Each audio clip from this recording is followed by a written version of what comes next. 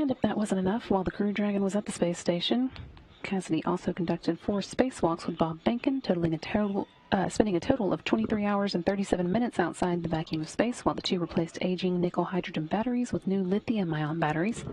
That brought Cassidy's spacewalking total to 54 hours and 51 minutes over 10 spacewalks that spanned his 3 missions. With that, he is tied for most spacewalks by a U.S. astronaut and 9th on the all-time list of time spent spacewalking. With his upcoming landing, Cassidy will have spent a total of 378 days in space over his 3 missions, putting him at 5th place on the list of most time spent in space by a U.S. astronaut. Anatoly Ivanishin has also made 3 trips to space, but since all of his were during long duration, he is a total of 476 days in space, putting him at 25 on the all-time list for time spent in space. And since this was his first space flight, Yvonne Wagner will land today with 196 days in space.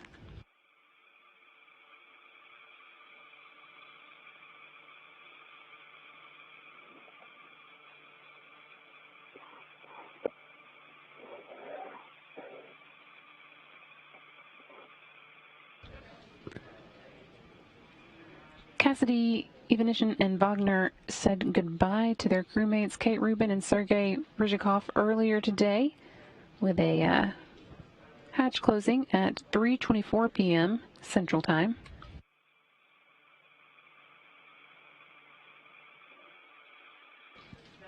This is some recorded video of that hatch closing. You can see Cassidy there along with Ivanishin. They said goodbye to their crewmates Kate Rubin, Sergei Ryzhikov, and Sergei Kuzverchkov earlier before closing those hatches. And that was the last view that we'll get of them until we see them coming out of the Soyuz on the ground in Kazakhstan.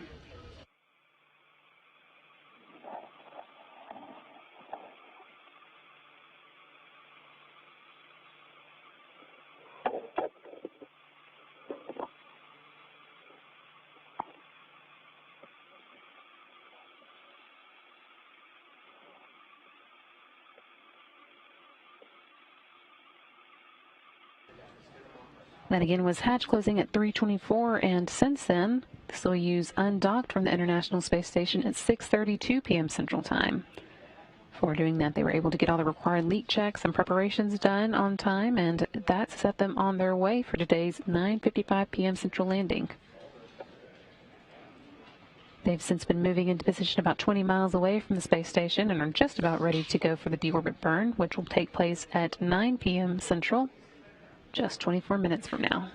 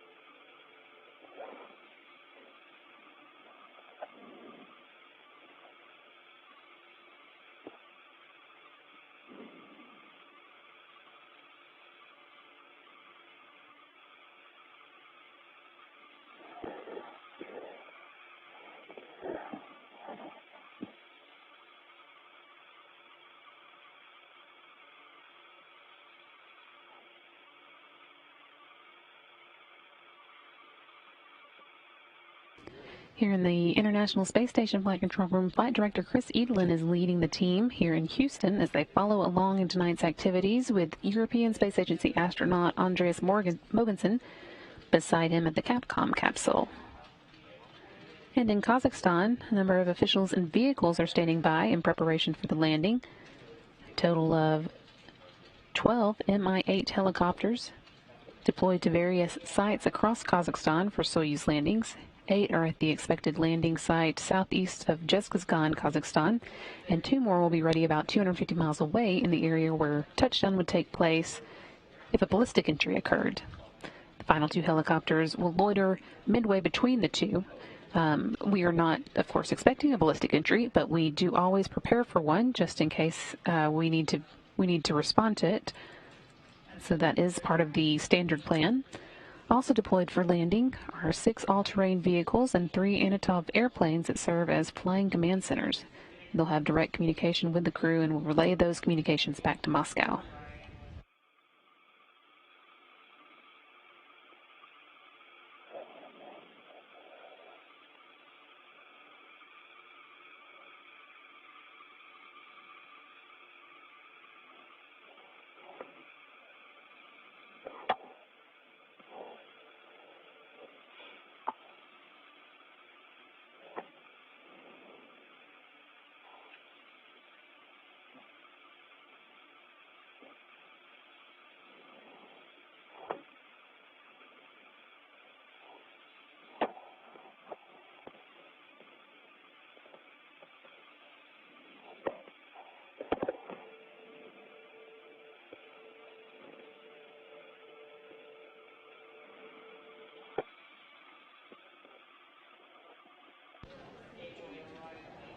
We've been asking you to send in your questions about tonight's landing using the hashtag AskNASA on social media, and you can keep sending those in, and we'll keep trying to answer them when there's time, starting now.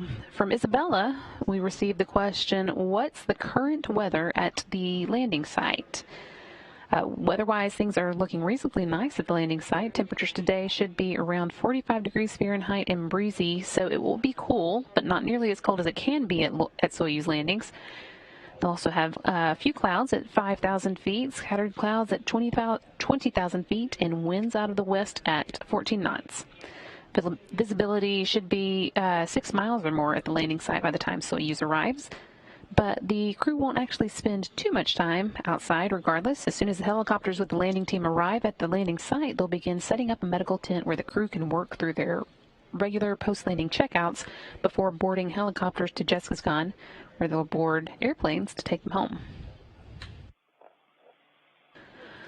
Our next question is from Raul, who wants to know how long it will take for the astronauts to reach Earth. Well, from this exact moment, we have got about an hour and 13 minutes before tonight's 9:55 p.m. Central landing, but the point that determines when you land is actually the deorbit burn. That's when Soyuz fires its engines to slow down and drop back into the Earth's atmosphere, and at that point, there's no going back. But it's a pretty quick trip. Once they've completed the deorbit burn, they'll be on the ground in less than an hour.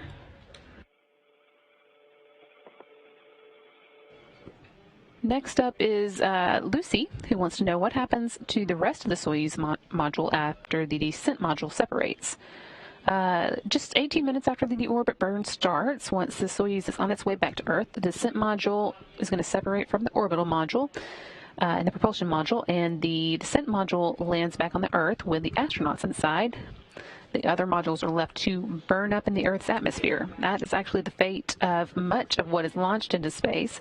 In fact, for most of our cargo vehicles, the entire spacecraft is filled with trash and then sent away to burn off as it falls through the Earth's atmosphere. It's a very convenient way to get rid of trash.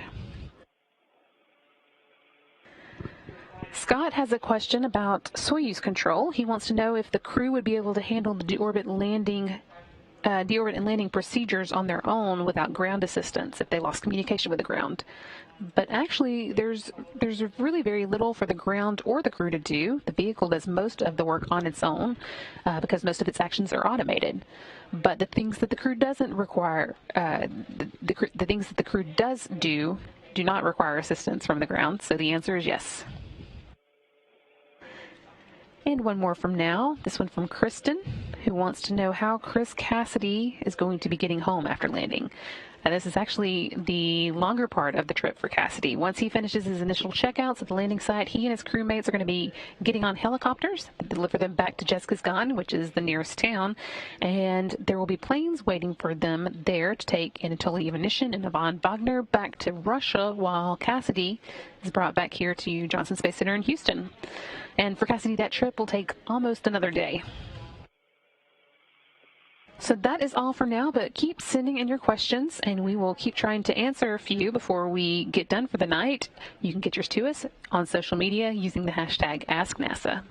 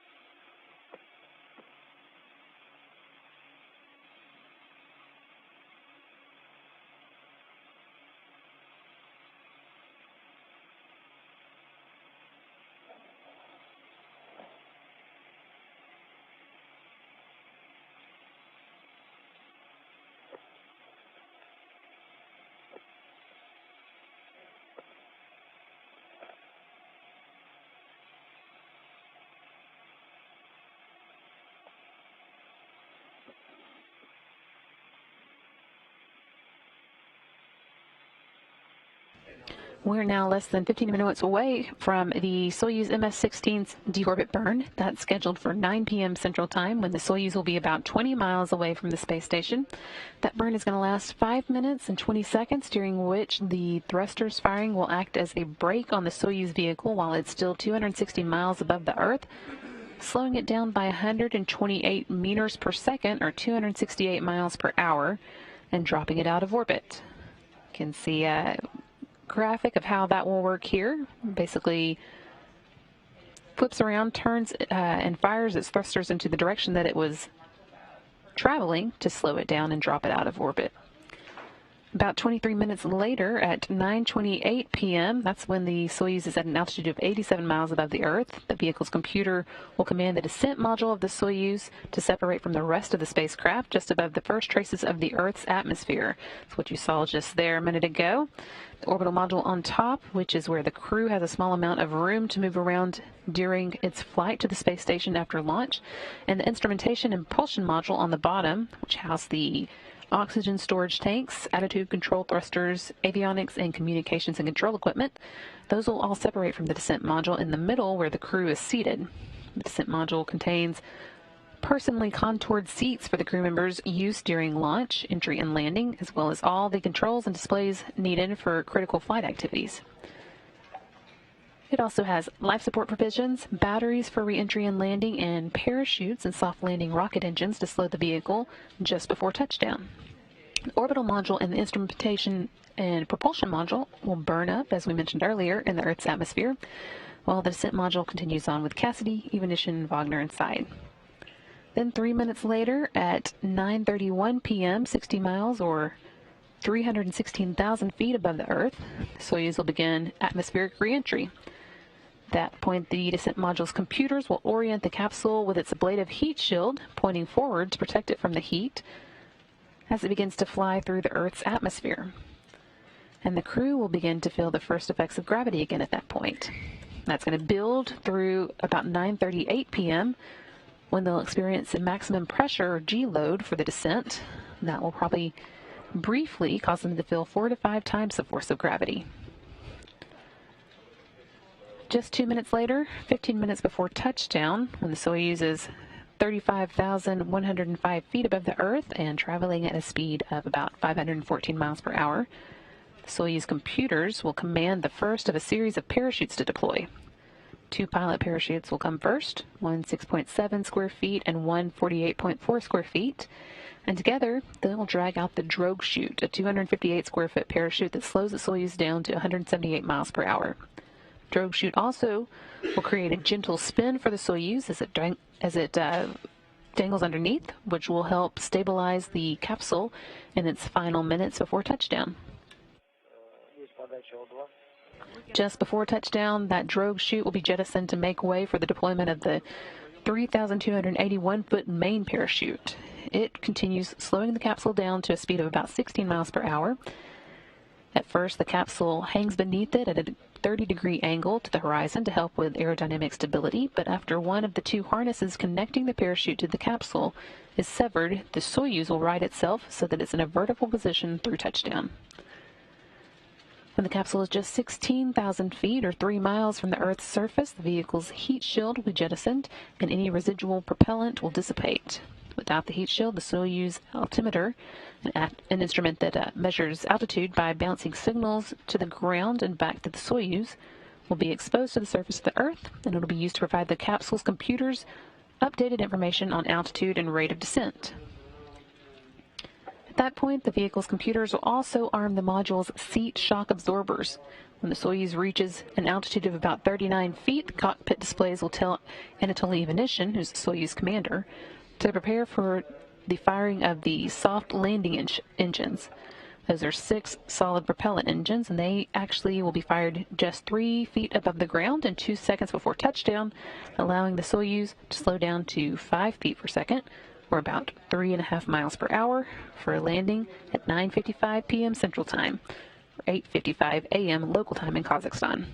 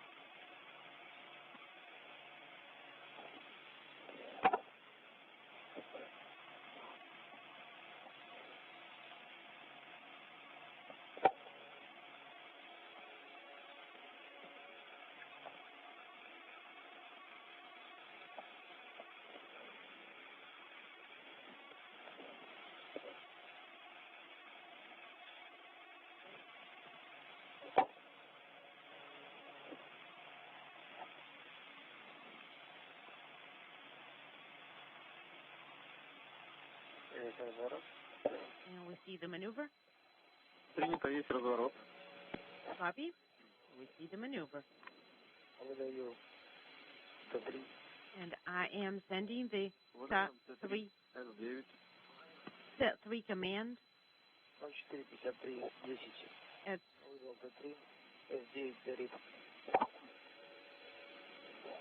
I sent the command at 045010 and S9 is illuminated. Boil cooler dry fan off. Сейчас, секундочку. And can I send the next command a little bit earlier? G3 Да, можно выдать G3. would be program 3 long home control activation. I am sending the, you have a go to send the command. And we have COM session set up at 045352. We copy.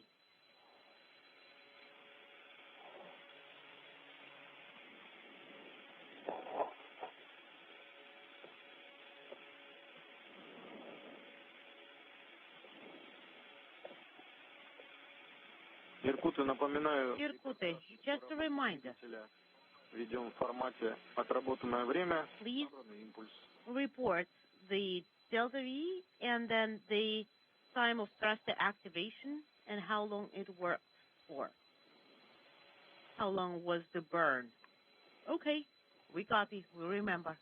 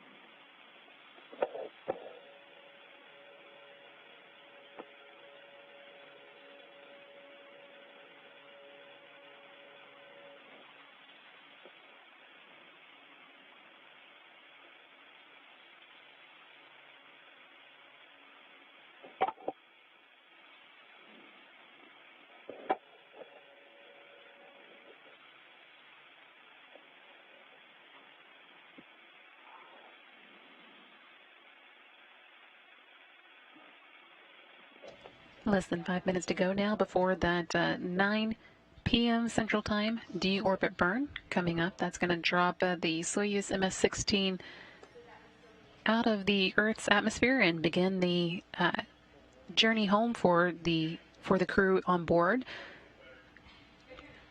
NASA's Chris Cassidy and Roscosmos's Anatoly Ivanishin and Ivan Bogner, who have all spent 196 days on board the International Space Station. We'll be wrapping that up today with a 9:55 p.m. landing.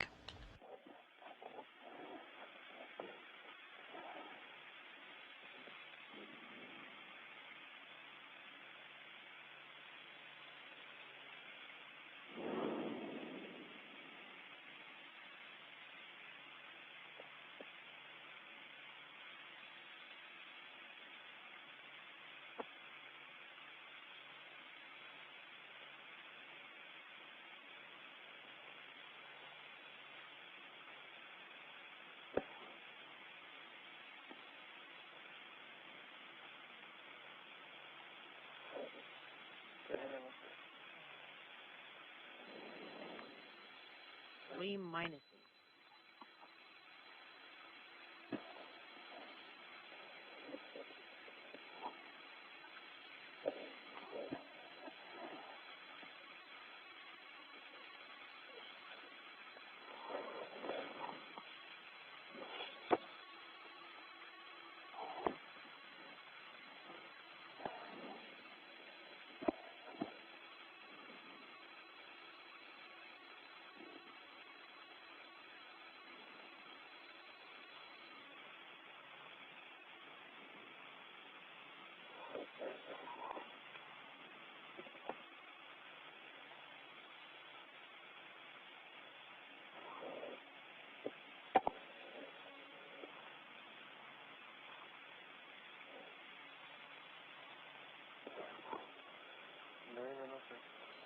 Two minutes. Just 2 minutes left now until the deorbit burn begins. It's going to last 5 minutes and 20 seconds, and that will slow the Soyuz down enough to drop it back into the Earth's atmosphere and allow it to continue on its journey towards the steppe of Kazakhstan, where they'll be landing today.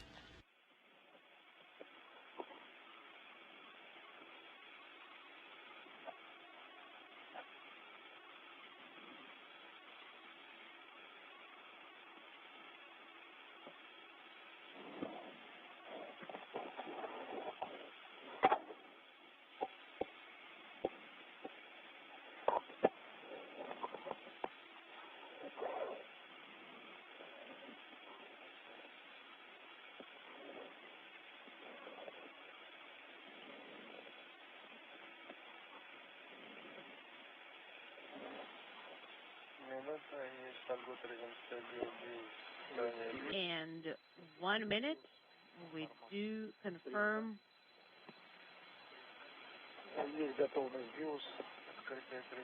Divus ready, and SKD covers are open. Orbital maneuver engine covers are open.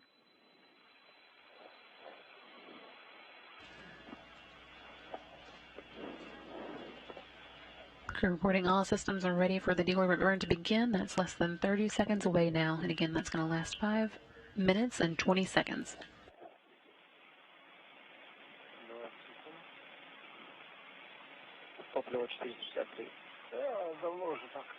Okay, propellant is 423. And we're not wasting any propellant here for all the 8 seconds.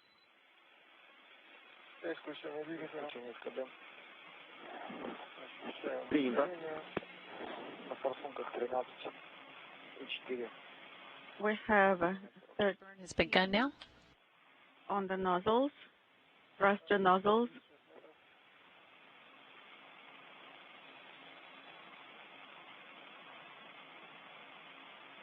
Принято. Inaudible. 30 seconds, 13 meters. Принято. Copy. Параметры КДУ в норме. На форсунках 12. KDU parameters are nominal. The combined propulsion system at 45-19 meters. KDU parameters are nominal and 13.7 on the nozzles. 1 minute into today's deorbit burn. Again, last 5 minutes and 20 seconds. KDU parameters are nominal. We have 12.5 on the nozzles. Copy. At 15:32, 0:45, and 12.5, and KDU parameters nominal. Copy. 1 minute, 39.2, 0.45 for Delta V. KDU parameters are nominal.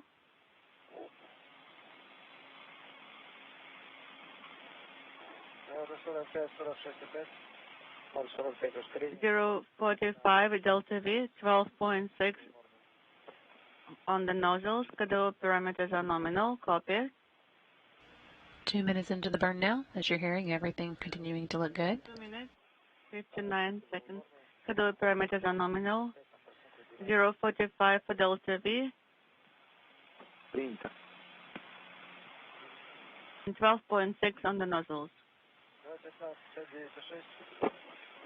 59.6,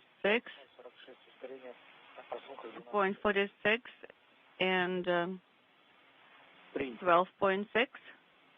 And schedule parameters are nominal. 236, 0.46 for Delta V. Принято. 12.6 on the nozzles, and schedule parameters are nominal. Copy.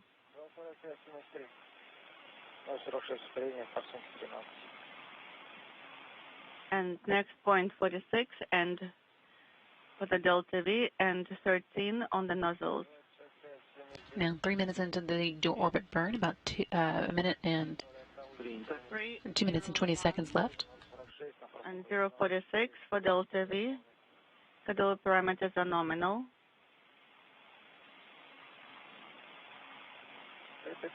315, 876, 045, 12.2, and schedule parameters are nominal.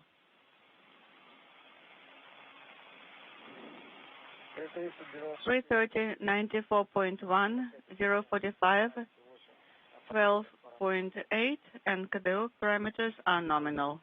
Copy. 345, 045, and 13.2, and 12.8, and schedule parameters are nominal. Copy. 4 minutes in now. 4 minutes. 1 minute and 20 seconds left. 0.9,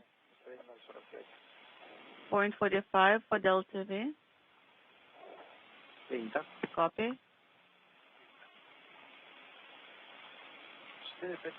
415, 113.7, 0.46,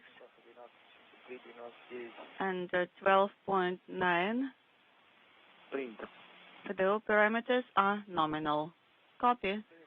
430, 120.8, 0.46 for Delta V. Принято. 4210. We are done with the burn. The burn is complete. And there you go. Complete deorbit burn now. That was about 5 minutes and 20 seconds long, and that is intended to drop the Soyuz, slow it down and drop it back into the Earth's atmosphere so that it can begin its journey home to the steppe of Kazakhstan today. Crew's now on their way for a 9:55 p.m. Central Time landing.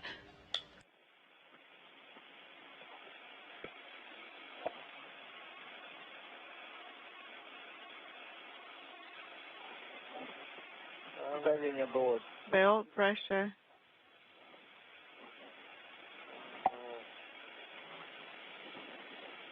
With the deorbit burn complete, the next milestone that we'll be watching for is the separation of the Soyuz descent modules from the other parts of the spacecraft. That is going to be coming up at 9:28 p.m. Central Time, and you can see how it works here. That middle portion is where the crew, Cassidy, Ivanishин, and Wagner are all inside of. It separates from the other parts because it has the heat shield that will protect the crew as they return to Earth.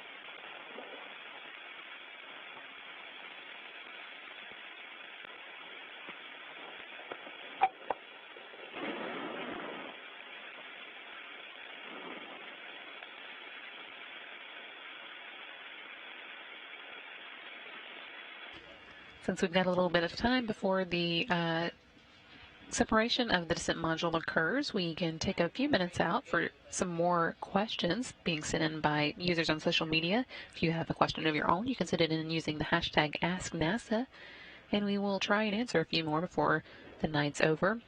Right now, our first question is coming from Rebecca, asking how long it's going to take for the astronauts coming back today to physically reacclimate to life on Earth after their 196 days in space. That is a good question. You will hear from the astronauts that gravity is not a lot of fun to get reused to. Once you get to space, you get used to zero gravity pretty quickly, but getting used to gravity again can take a little bit of adjustment. They have about 2 months, 45 to 60 days set aside for reacclimation and also some technical debriefs. And that is basically their job once they get back to Earth for the first couple of months, just getting back into the groove of life here on the planet. It doesn't take quite that long to get totally reacclimated. That is probably more like a few weeks, although it probably varies from person to person, but they do have that time set aside to really dig into just returning to life on Earth and getting back to normal. Next question is coming from Wilson, who wants to know what the difference between ballistic entry and normal entry is. A ballistic entry, I mentioned earlier that we had some of the landing forces ready to support a ballistic entry if it did occur, and that is when the Soyuz comes in at a steeper attitude than planned for. It is a mode of re-entry that the Soyuz can support, but it's not the preferred one. It's a little bit of a rougher ride and takes the astronauts into a place where there's less landing support staged to help them. So we do always plan for an entry at our regular landing site, but we stage some support at the ballistic landing site just in case it's needed. And we've got a third question now from Ken, who is asking, during re-entry, do the astronauts communicate in English or Russian? So if you've been listening tonight, what you are hearing on NASA TV is an interpreter who is interpreting both the astronauts who are speaking in Russian and the Russian flight controllers on the ground who are talking back to them. So most of what you are hearing is actually taking place in Russian, and then we have a translator who translates both parts of those conversations. So sometimes it sounds a little bit like they're talking to themselves, but that is the full conversation between the two groups occurring entirely in Russian for this, since it is a Russian vehicle and the Russian flight controllers are primarily responsible for it.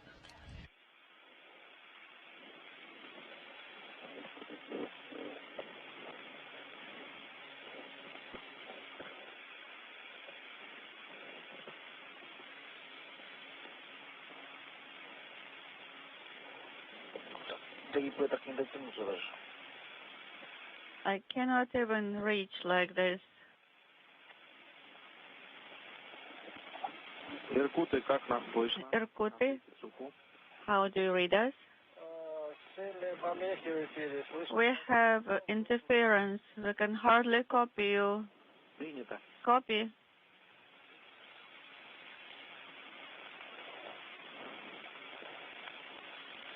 Насколько мы поняли, давление ВСА стабильно, в БО. SR pressure stable, we understood, and BO pressure practically zero. Is that correct?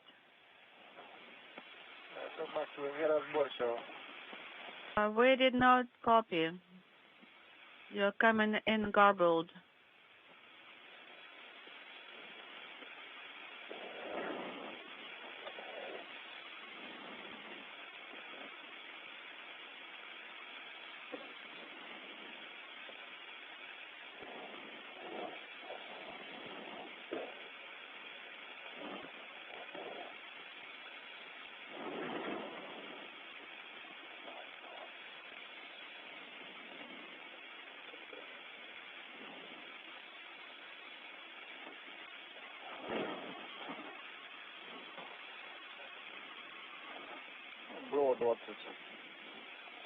In BO we have 20. It's basically zero.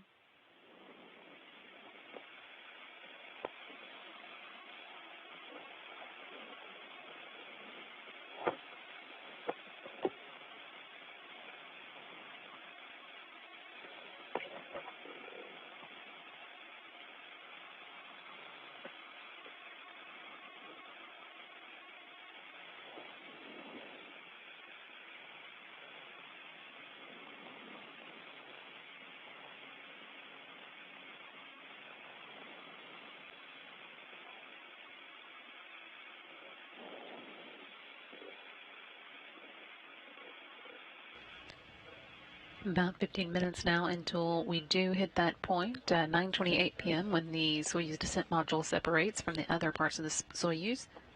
Everything continuing to go smoothly as we head towards that. And we're just 40 minutes away now from landing. Once we get to that point, things will start happening pretty quickly with the atmospheric re-entry beginning at 9:31 and then the max G-load for the astronauts following that at 9:38. Irkutsk, 15 minutes to separation. Yes, we confirm 15 minutes to separation. Напоминаю, Иркут, репортаж ведем даже при отсутствии двухсторонних. Please remember to continue your commentary, even if there is no two-way comment. In BO we have 0. In the SR descent module we have the pressure of 767. And after re-entry, in about 5 minutes, Кратковременный сеанс связи около 2 минут. there will be a com session for about 2 minutes, Нормальной перегрузки. Будем вас слышать. and we will be able to hear you, so you can report on the G-load.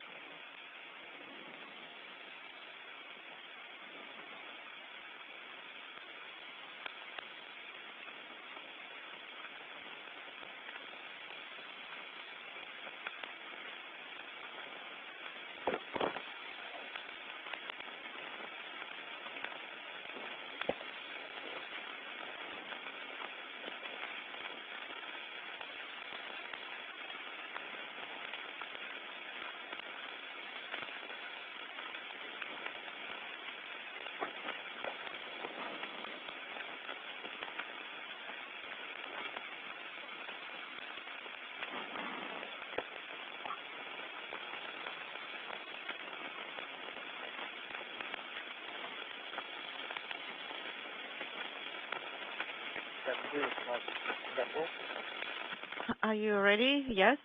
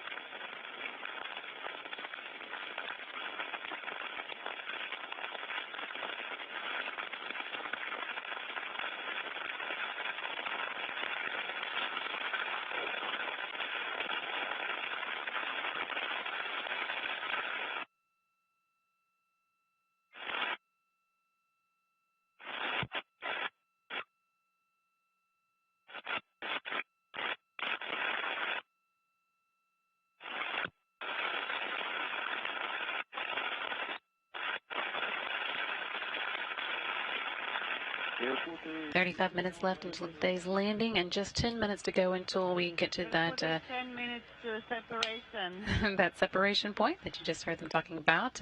That is again when the descent module that the crew members are in, Chris Cassidy, Anatoly Ivanishin, and Ivan Bogner, separates from the other elements of the Soyuz. The descent module has both the heat shield and the parachutes, which are key components of a safe landing, of course. So separation of the modules allows those elements to be exposed and then used during landing.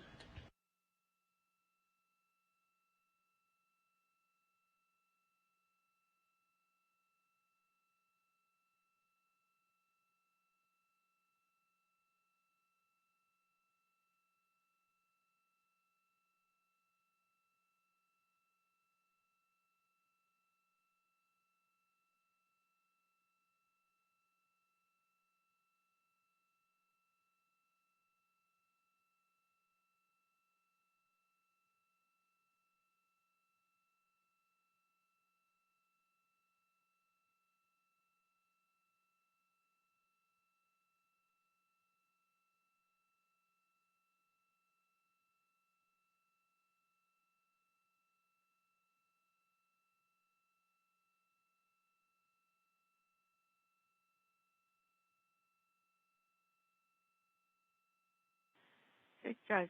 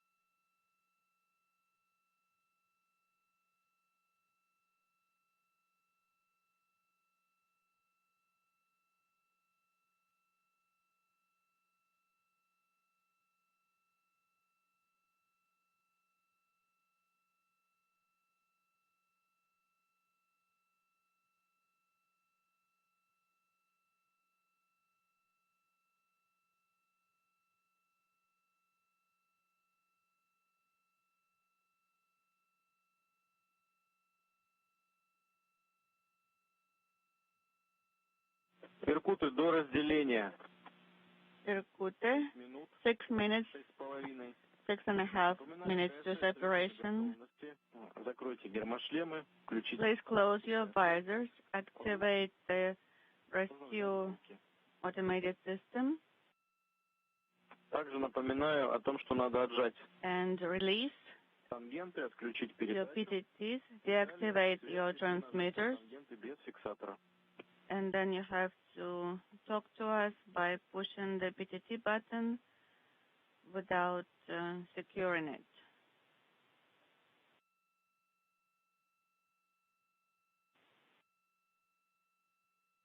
Just 5 more minutes left before we get to that descent module separation, and we're going to take a few more questions while we have a minute from the Ask NASA group on social media. You can send yours in using that hashtag AskNASA. And our first one is from NASA Wanderer, who's asking what happens after the astronauts land. There will be a few minutes after they land while the helicopters with all the support personnel and the ATVs will move in to meet them. So they'll be on their own for a few minutes before they are then converged on, and the crew who's there to meet them begins working to get them out. They'll set up a ladder to help pull them out of the capsule, and then they'll be moved into chairs where they can sit and collect themselves a few minutes. We'll be able to hopefully see all that from the videographer who will be on site. They will all gather in 3 chairs in front of the small crowd that meets them, and then be taken to the medical tents after they are given a chance to make a few phone calls.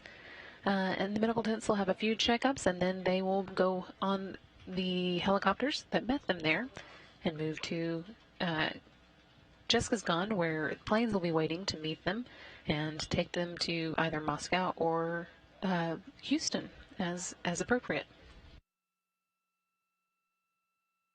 Next question from Jane, asking, are the American astronauts fluent in Russian, and how long does it take them to learn? All of the astronauts who go to the International Space Station, regardless of nationality, have to be fluent in both English and Russian. Those are the 2 official languages on the International Space Station, so even our international partners from Japan and Europe and Canada, all of them have to learn English and Russian as well, if they don't already know one of the other. That does take a long time, and a lot of the astronauts will tell you that that's one of the harder parts of their training. They begin that as soon as they are chosen as astronaut candidates and spend a lot of their first 2 years of training getting the basics down, but they continue that training once they're assigned to a mission to make sure that they are ready before they get to the International Space Station and able to communicate with some of the ground teams supporting them.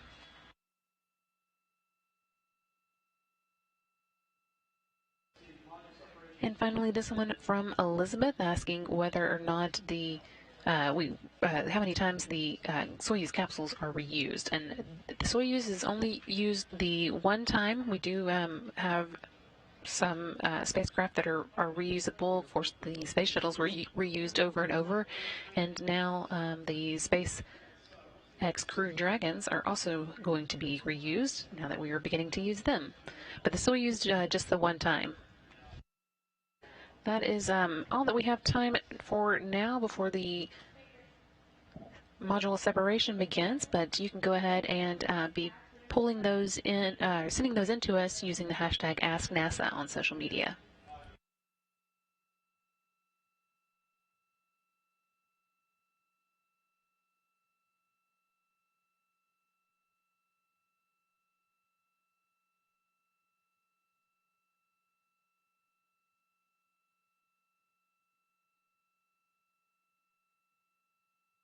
Иркуты, прошла метка разделения 214. Принято. Есть программа разделения. Irkut separation program. Copy.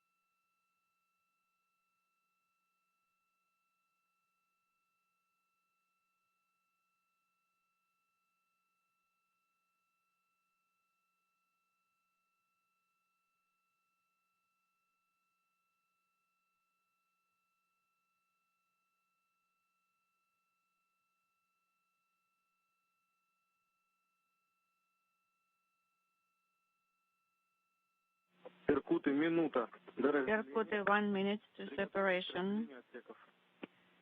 Prepare for separation of modules.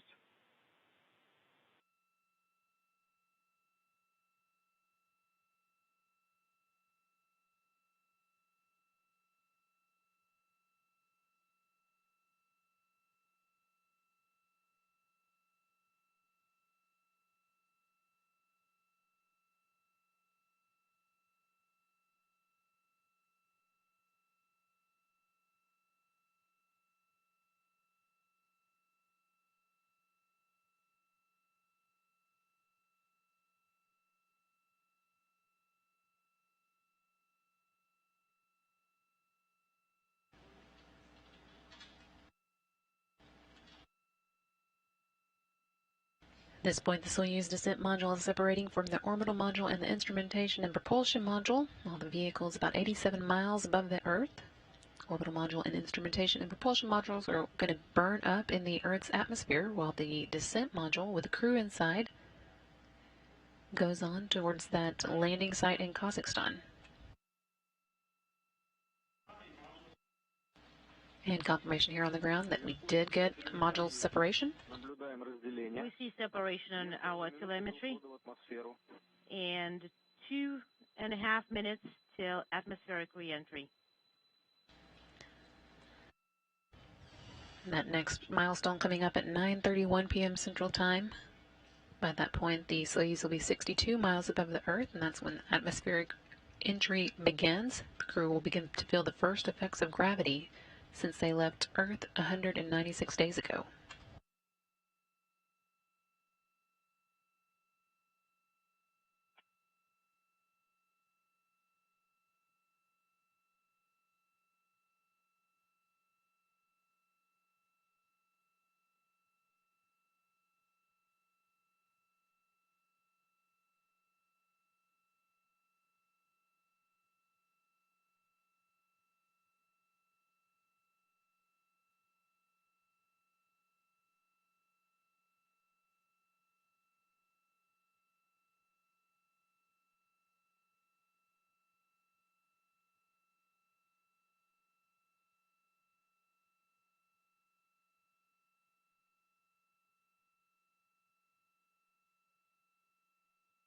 Just about a minute left to go before we do reach that atmospheric entry point.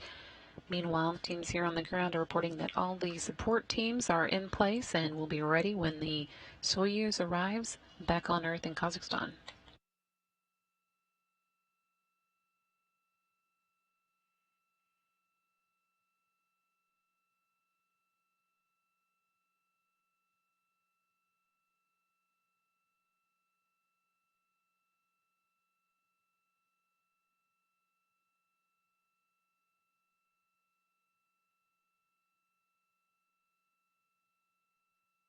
Иркуты 30 секунд до входа в атмосферу. Irkutsk, 30 seconds till atmospheric reentry.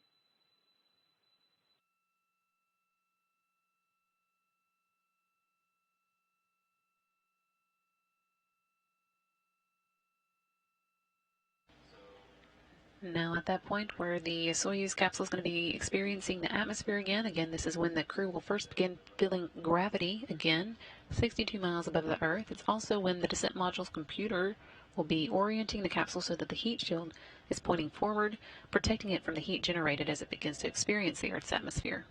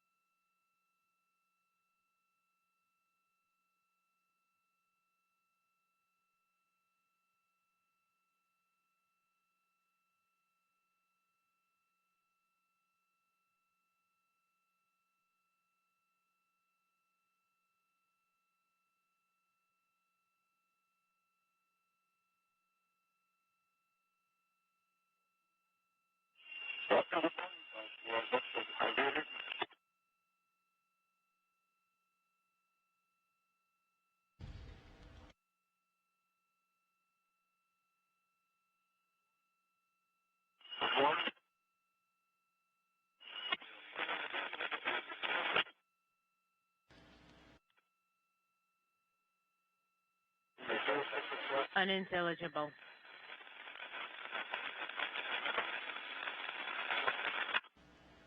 At this point, the Soyuz is beginning to enter the plasma as it makes its way through the Earth's atmosphere. That does cause the communications with the ground to get a bit broken at some points.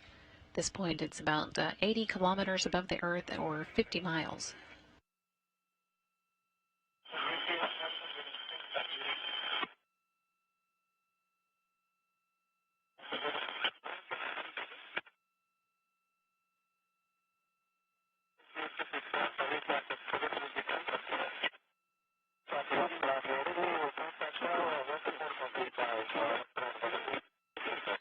Unintelligible.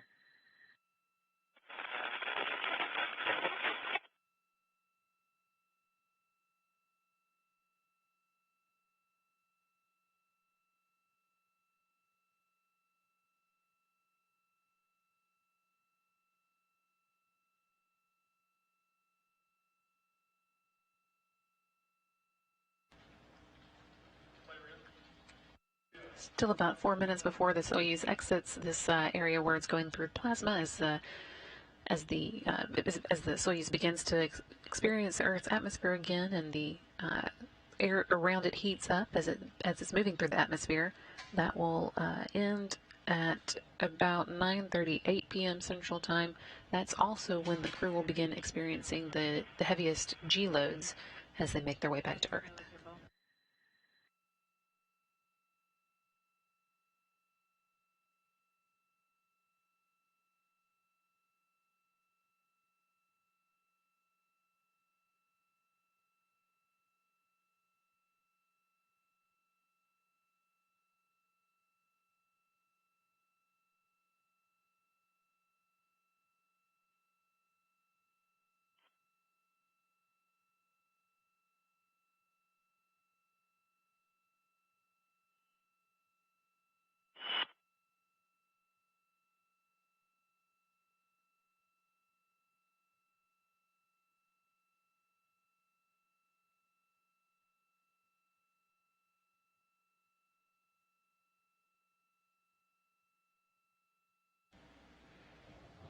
Everything's still quiet as the Soyuz still in this period where it's going through the plasma and the Earth's atmosphere.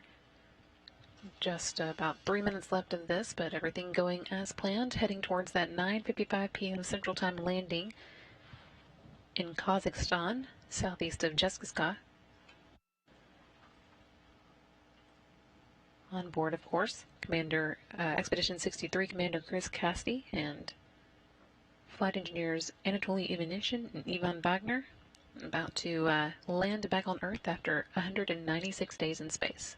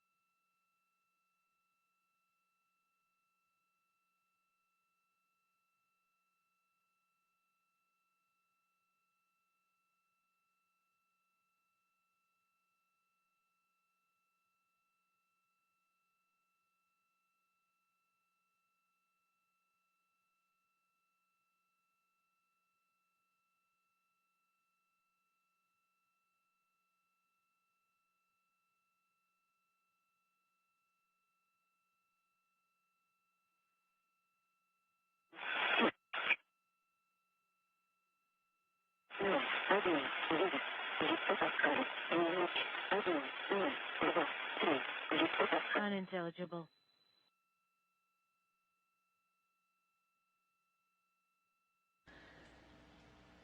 Little less than a minute before the Soyuz exits the plasma and the crew experiences the heaviest G loads that they will get on their trip back.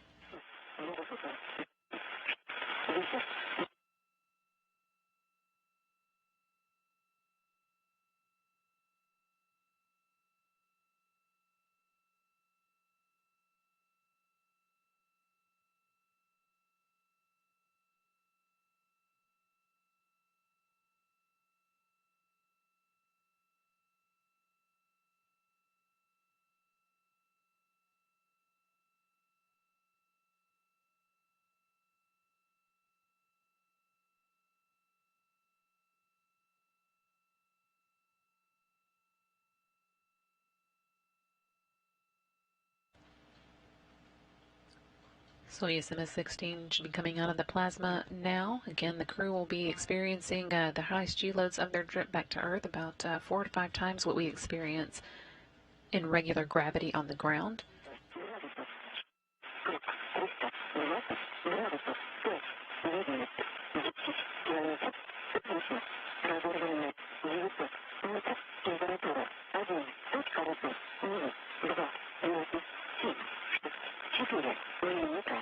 Unintelligible.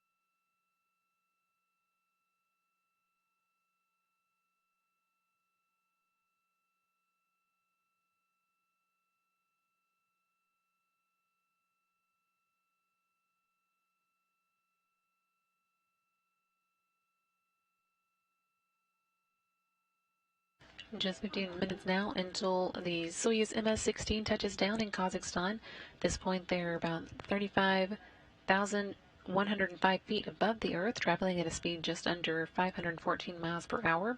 The computers will be commanding the first parachutes to deploy. Two pilot chutes, one 6.7 square feet and one 48.4 square feet. Those will pull out eventually the 258 square foot drogue chute, which will slow down the Soyuz to 178 miles per hour in only about 16 seconds and begin stabilizing the capsule.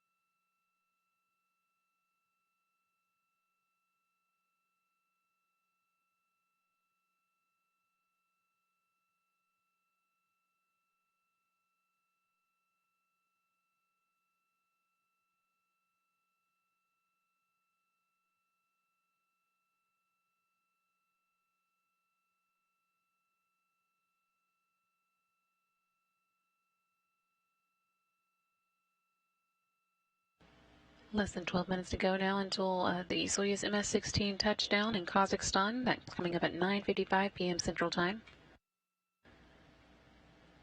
As the Soyuz makes its way back towards Earth, the drogue parachutes will jettison and make way for the 3,281-foot main parachute, which slows the Soyuz down to about 15.6 miles per hour.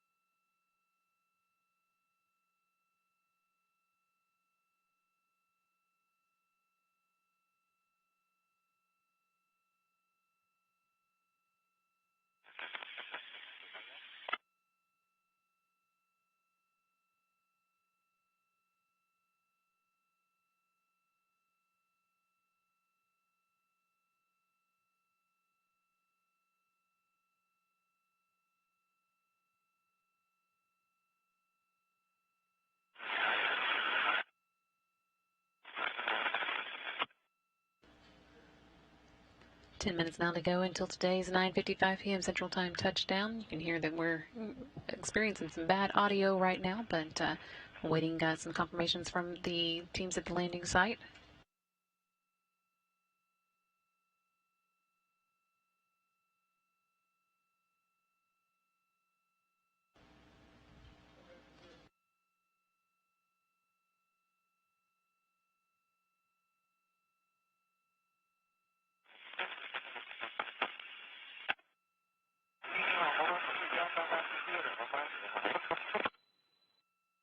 Atmosphere.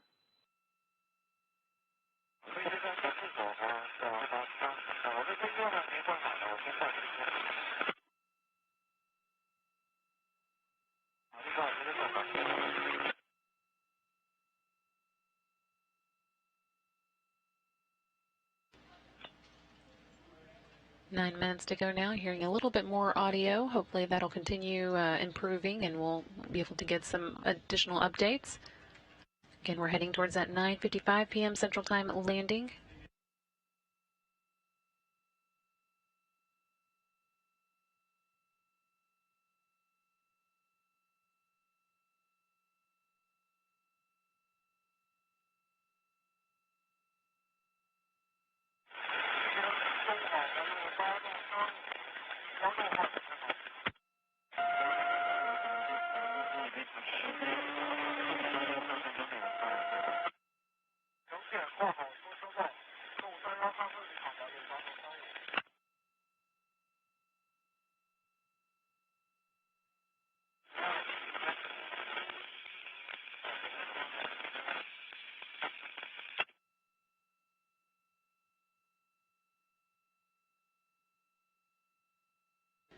Dean's here on the ground hearing from the forces, the landing team that is gathering at the landing site, that one of them does now have the crew in sight and everything is looking nominal.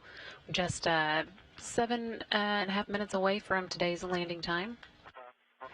Again, getting reports from the team who is at the landing site that all is looking well.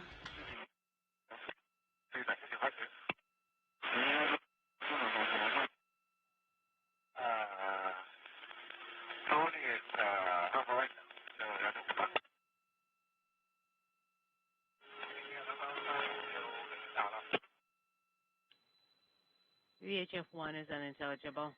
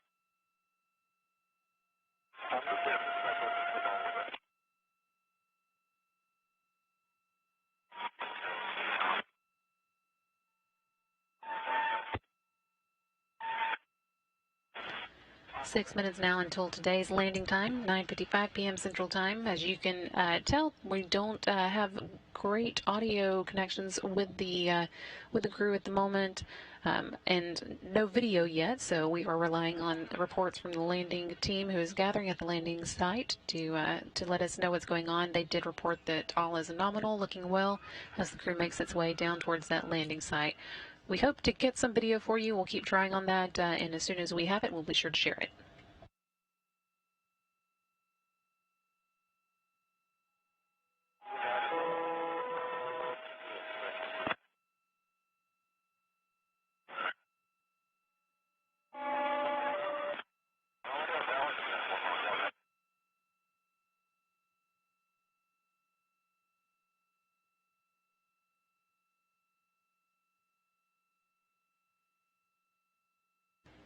In addition to reports from the team who is gathering at the landing site that everything is going well and nominally, they are also reporting that they have good communication back and forth with the crew, despite the fact that we can't hear it at the moment. So we'll continue giving you these updates as we get them, and hopefully we'll be able to see it for ourselves before too long. Again, we are heading down toward that 9:55 p.m. Central Time planned landing. That's 4.5 minutes from now. And reports are that everything is going nominally.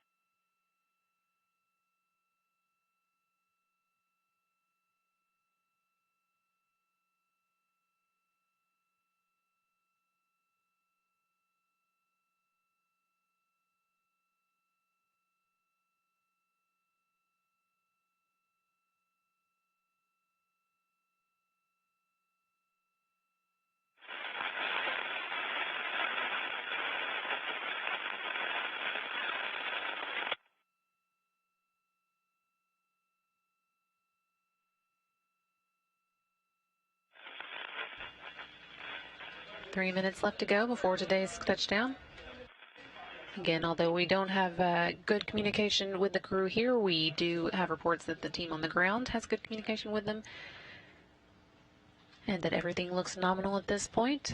Still continuing on towards that landing at 9:55 p.m.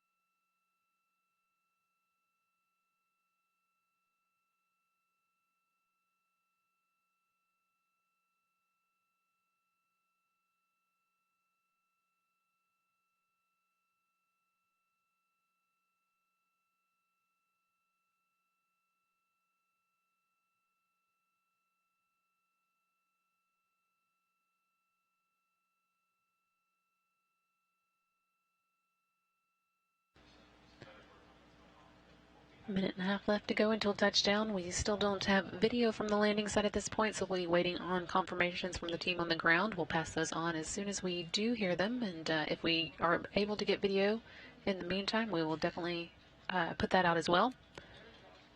Just a little over a minute to go now.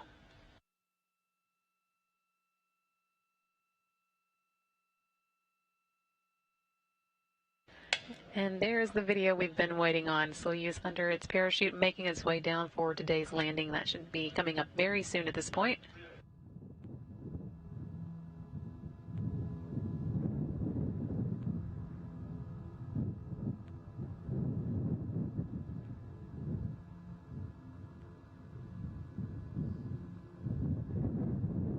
Just before landing, ignition will get a notice from the computers to prepare to fire 6 solid propellant engines called the soft landing engines and slow the Soyuz down to 5 feet per second, or about 3.5 miles per hour.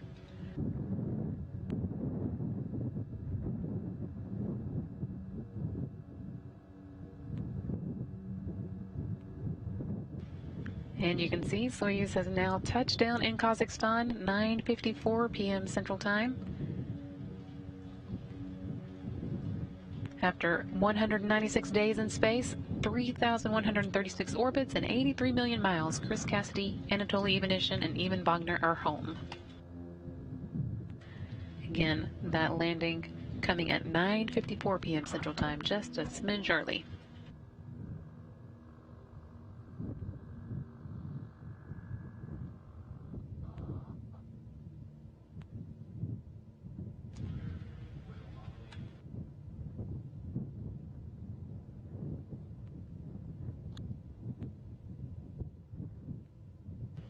Crew now safely on the ground. 9:54 p.m. Central Time was the landing point. That wraps up Chris Cassidy's third trip to space and his second long-duration mission. He spent 15 days in space during STS-127 in July of 2009 and another 166 days during Expedition 25 in 2013. With 196 days he added on with this trip, Cassidy now has a cumulative total of 378 days spent in space, earning him the 5th spot on the list of most time spent in space by an American. He also added 4 spacewalks to his previous 6, and with a total of 10 is now tied for most spacewalks by a NASA astronaut and 9th for all astronauts. He has spent a total of 54 hours and 51 minutes spacewalking over the course of his 3 spaceflights. Anatoly Ivanishin also had 2 previous days in space, and they were both long-duration missions, so he is coming home with a total of 476 days in space, enough to earn him the 25th place on the all-time list of time spent in space. And this flight was a first for Ivan Wagner, his first trip to space, so he has racked up a total of 196 days on this mission. Again, the crew landed safely in Kazakhstan at 9:54 p.m. Central Time. Saw them touch down here on the steppe of Kazakhstan. Landing crews now will be moving in and making way to meet the crew, help them out of the capsule, and then eventually into the medical tents, where they'll go through some preliminary tests and procedures, and then get on helicopters to take them back to planes that will take them home.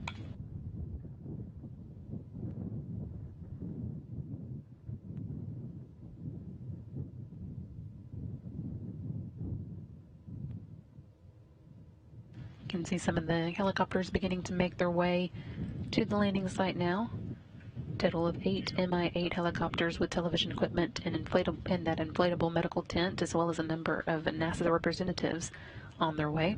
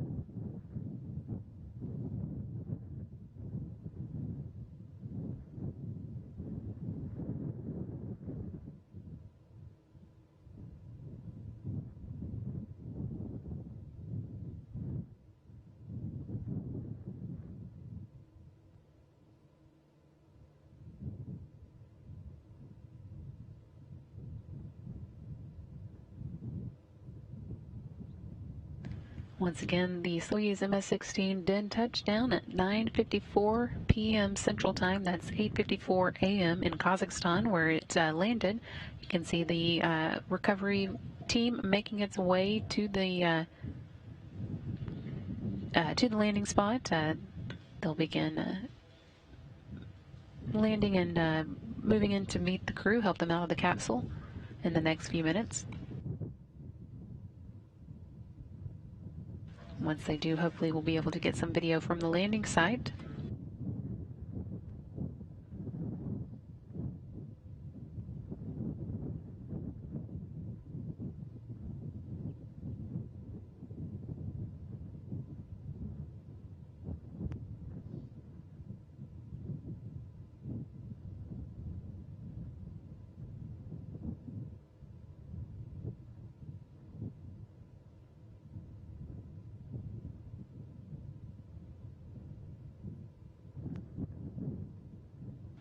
Again, there's a total of about 8 of those helicopters that are moving in towards the landing site, with a number of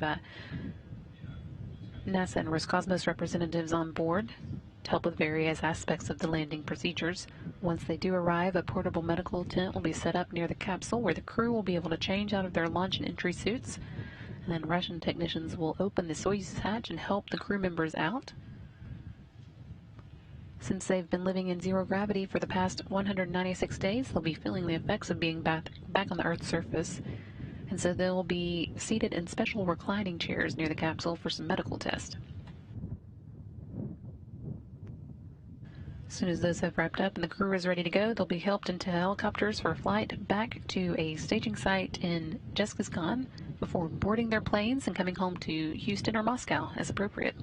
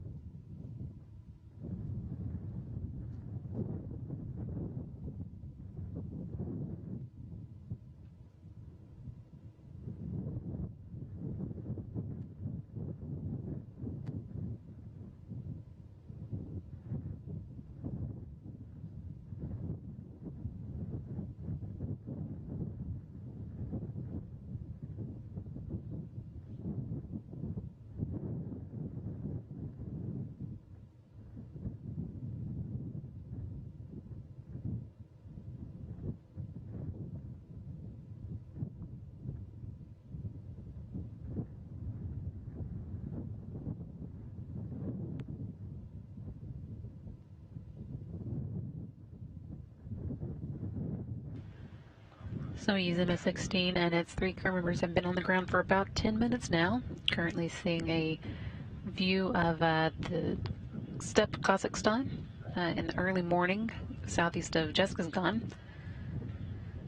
Can't really make it out here, but just beyond what we can see, the Soyuz did touch down at 9:54 p.m. Central Time. That's 8:54 in the morning local time. And the Soyuz, the landing team has been steadily moving in. We saw many of the helicopters land, and so they should be setting up around the Soyuz, getting ready to help the crew members out. And hopefully among them, a videographer that will be able to send us some video back of the crew as they get out of the Soyuz. As soon as we are able to get that, we'll get you that view as well. There are a few fewer people than normal out at the landing site today, with the various quarantine-related restrictions due to COVID, that does cut down on the number of people we send out. Among the people who are there, we have the Deputy Chief Astronaut Reed Wiseman and Flight Surgeon Joe Schmidt. Some of the people who are normally there who are not include the NASA photographer Bill Ingalls and NASA Public Affairs spokesperson Rob Navius. They weren't able to make it out to the landing site, although Navius is in Kazakhstan and may be able to give us a little bit of an update later. He won't be on site with the crew at this point. He will be waiting for them, and Jessica's gone. But hopefully we will still be able to get some video as the team gets set up there at the landing site. Again, they touched down at 9:54 p.m. Central Time. Commander Chris Cassidy of Expedition 63 and flight engineers Anatoly Ivanishin and Ivan Bogner.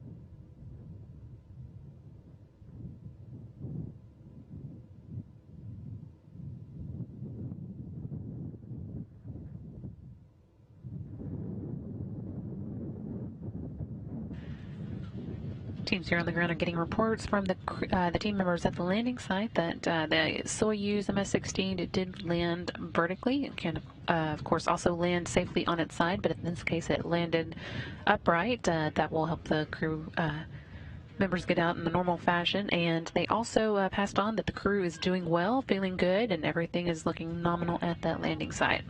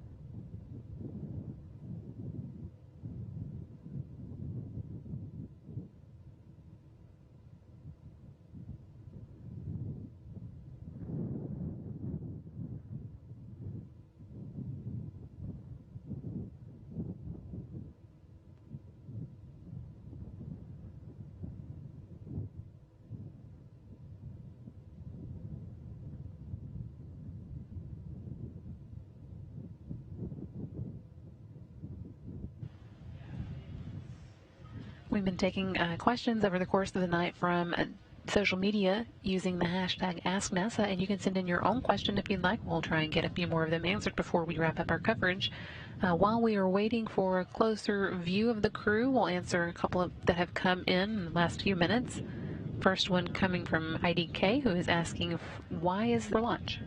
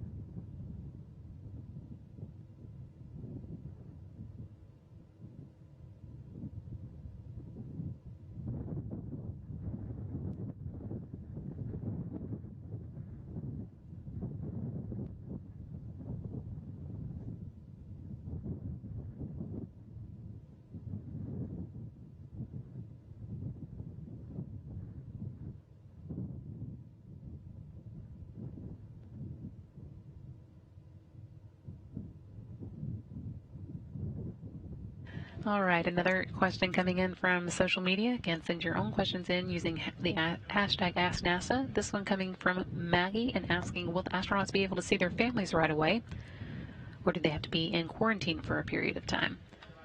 The astronauts, they'll all be returning to their home bases, basically. For Chris Cassidy, that is NASA, and he will be able to see at least some of his family members who have been in quarantine themselves so that they can have access to him right away. People who haven't been able to quarantine for various reasons would need to spend a little bit of extra time away from the astronauts coming home to make sure that they don't expose them to any illnesses, germs, while they are in a state that we would consider immunocompromised. Having been on the space station where they don't have exposure to germs on a regular basis like we do here on the ground, we want to be sure that once they are back on Earth and start to experience that again, that they are eased back into that situation carefully. Again, you can send in your own questions for us using the hashtag AskNASA. Hopefully we'll get a chance to answer a few more before the night's over. And it's now been about 20 minutes since the Soyuz MS-16 touched down in Kazakhstan. Although we can't quite see them in this view, we can see the area that they landed in, and hopefully we'll get a closer view before too long. We have gotten reports from the teams that met them there on the ground that the capsule landed upright and that the crew on board is feeling good and doing well.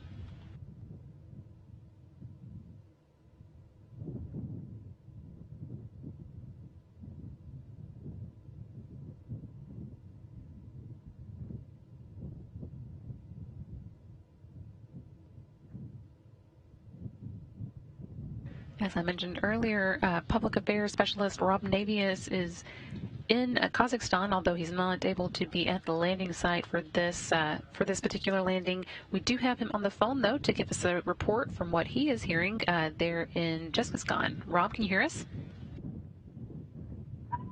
Hi, Brandy, and good evening to everybody. We're actually in Karaganda at the airport. I am aboard the NASA Gulfstream jet, preparing to take off for a short flight to the forward staging city of Jezkazgan, where other NASA personnel and search and recovery forces belonging to the Russian Rosaviatsa search and recovery team deployed from in helicopters to the landing site a few hours ago. We will be airborne very shortly for that brief flight to Jezkazgan. There is a Gagarin Cosmonaut Training Center aircraft that is parked right next to us. It, too, will be airborne for Jezkazgan, where we will meet the crew. This is going to be a quick and dirty recovery operation of the crew members today. The Russians have elected to scale down the usual hoopla that surrounds the return of crew members due to COVID cautionary procedures that they are operating under, with everybody wearing masks, maintaining as much social distancing as possible. What will happen is Cassidy, Ivanishин, and Wagner will emerge from the Soyuz MS-16. They'll be loaded into individual helicopters after medical tests in a nearby erected medical tent, and then they'll be flown from the landing site to Jezkazgan, about a 40-minute helicopter flight that will facilitate and hasten their ability to get on these respective planes. Cassidy on the NASA plane, Ivanishин and Wagner on the Gagarin Cosmonaut Training Center aircraft, fly back to their respective homes. We'll be flying back, of course, to Houston. They will be flying back to Star City, to the Gagarin Cosmonaut Training Center outside of Moscow. Everything has gone extremely smoothly. The NASA team deployed yesterday with other Russian search and recovery officials for an overnight, a quick overnight in Jezkazgan, which has been a familiar landing staging city. Jezkazgan lies to the southwest of Karaganda, which is where everybody had gathered earlier in the week for landing team briefings and other preparations. Brandy? Hey, thanks, Rob. We appreciate that. And it looks like in Moscow, the flight control team there is beginning to get some video from the actual landing site. We just saw Chris Cassidy being helped out of the Soyuz capsule and onto the tarp where he and the other crew members will be gathering over the next few minutes. Try and get this video for you directly as well, but that was great to see him emerging from the capsule. Rob, I know that this is a little bit different for you. What kind of information are you able to get there? We're getting information as it becomes available on a moment-by-moment basis. No problem getting information from the landing site through a variety of sources. We heard the descent of the Soyuz under its chutes all the way down to touchdown. Just about the same time we arrived at the airport for boarding the NASA plane to head down to Zhezkazgan. So it's basically the astronauts coming to meet us in Zhezkazgan, with Cassidy climbing aboard the G5. There will be a pair of NASA flight surgeons attending to him on the flight all the way back to Houston with one refueling stop. And we should be back in Houston on Thursday evening, Central Time. That'll be a long trip, but I'm sure it'll be good for him to be home. We're getting a little bit more video now as the crew continues to be extracted. Now seeing Yvonne Wagner, this again coming from Roscosmos. Looks like we've got 2 of the 3 crew members out now, and we'll keep watching for Anatoly Ivanishin, who should be up next. You can see a few of the NASA personnel who are gathered out at the landing site. All of these groups will be making their way back to Rob Navius and meeting them in Zhezkazgan, as he mentioned a moment ago.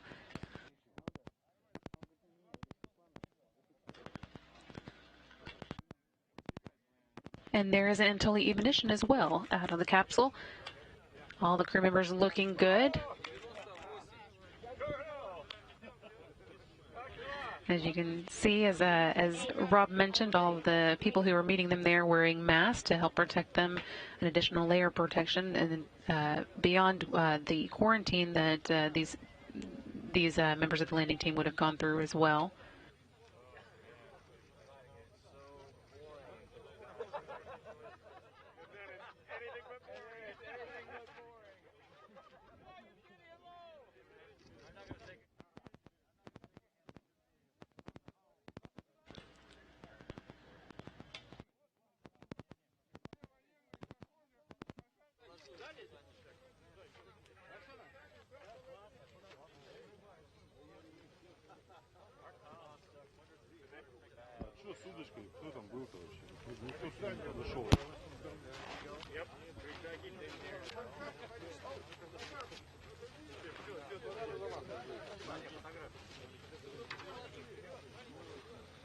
Rob, if you're still there, I don't know what it is for you in Karaganda, but it looks like the weather's pretty pleasant for the team at the landing site. Yeah, the landing time temperature, Brandy, was about 45 degrees Fahrenheit. A cold front moved through this region late yesterday and overnight and passed just to the east of the landing zone just in time for touchdown. It is cloudy here in Karaganda, but we're in Zhezkazgan, where we're headed here a short time from now. The sun should be out, the landing occurring 1 hour and 3 minutes after sunrise. And as we speak, the pilots, the NASA pilots out of Bellington Field nearby the Johnson Space Center are revving up the engines to this NASA Gulfstream jet, and we'll be taking off a short time from now. It's looking like the crew members might be moving into the medical tent before too long as well. We just saw the landing team there pausing for a group photo. Again, everybody looking really good for having just spent 196 days in space. Though we didn't get video of the landing itself, we did get reports, and you can just make it out there in the background behind the crowd. The Soyuz did land upright, and we're able to get confirmation from the teams who met them that the crew was feeling well. Now we're able to see that for ourselves. Everybody looking like they are feeling good and should be able to move on to the medical tent before too long.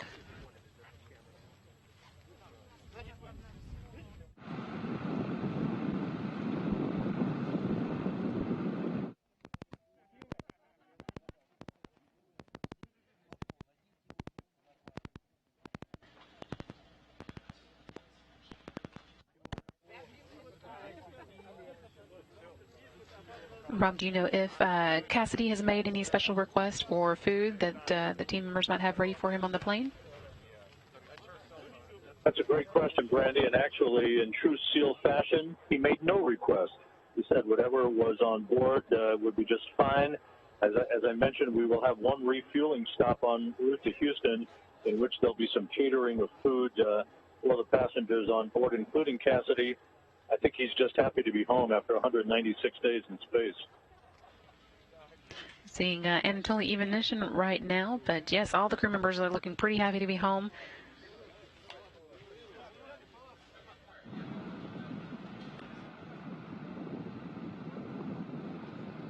Team members still unloading some of the limited cargo that the Soyuz is able to carry as well.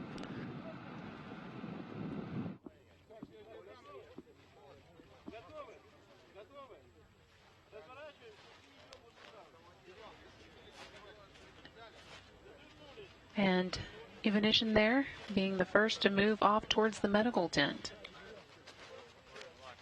This again is a tent that is brought with the team that meets the Soyuz at the landing site so that they can get into a protected area to change out of their Sokol spacesuits and go through a few preliminary tests before they then will get on the helicopters for that 40-minute ride that Rob mentioned back to Jessica's where they'll be met by planes to take them back to their various homes.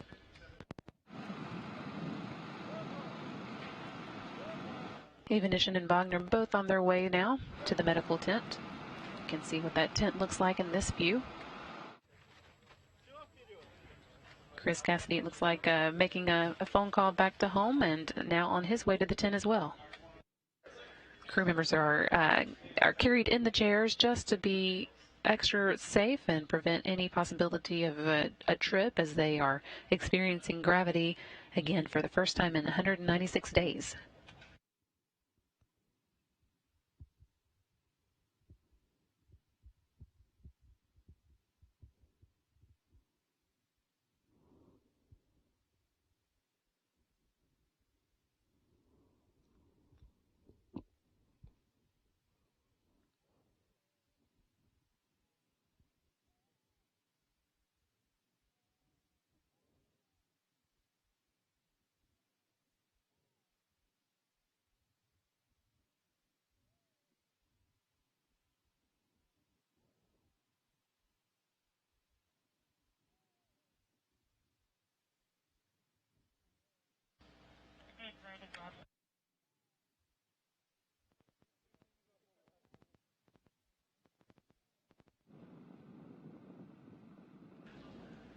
So there the crew members making their way into the medical tent. That is the last that we'll see of them tonight.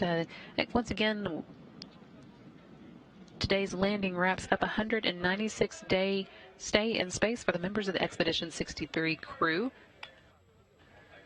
With that 196 days added to his total, Chris Cassidy has now spent 378 days in space over the course of 3 missions. That puts him at number 5 on the list of time spent in space for U.S. astronauts.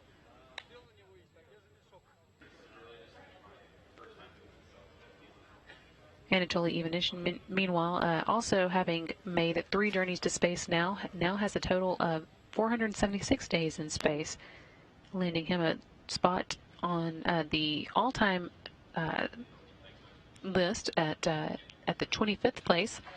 And Ivan Wagner just completing his first space flight, now with 196 days on his total.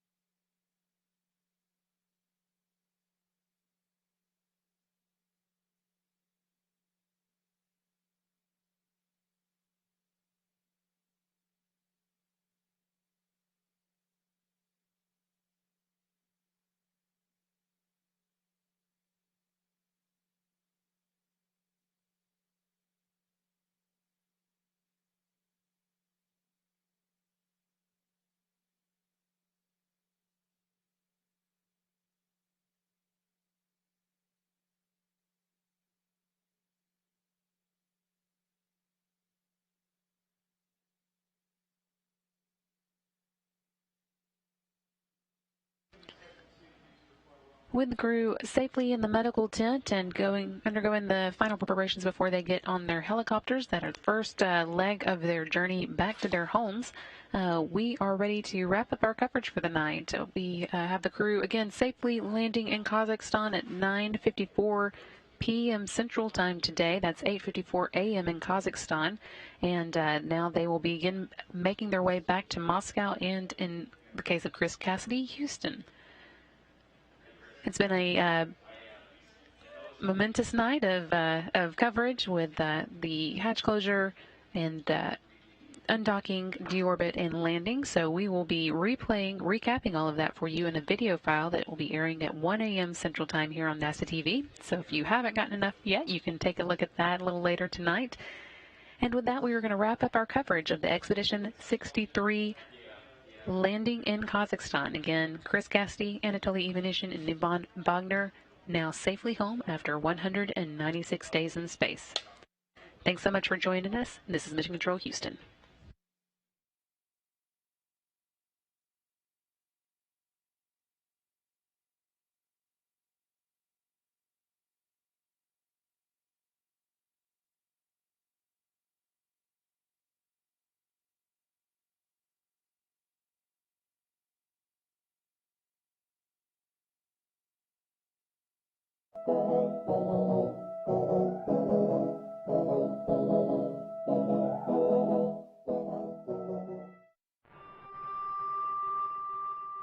Many pilots today don't go out with an immediate concern on their flight that they're going to run into the ground.